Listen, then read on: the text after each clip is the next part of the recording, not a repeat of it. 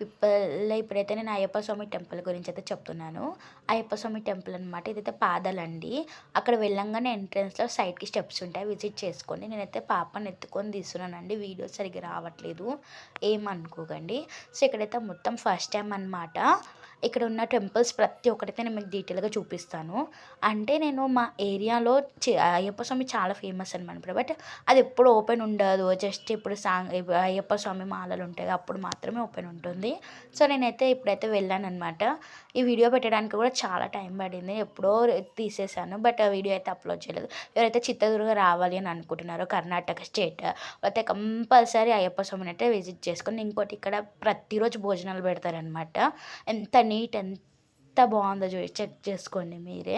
అంటే వచ్చిన వాళ్ళకి ప్రతి రోజు పెడతారనమాట. అంటే అయ్యప్ప స్వాములు ఉంటారు కదా వాళ్ళకి మెయిన్. సో, ఆ రోజు ఇరుముడి ఉండే అనమాట. ఇరుముడికి ఎంత మంచి డెకరేషన్ చేసిన అయినా ఇది ప్రతిసారి ఇట్లనే ఉంటుందనమాట. ఒకసారి అయితే చూసుకోండి ఫ్రెండ్స్.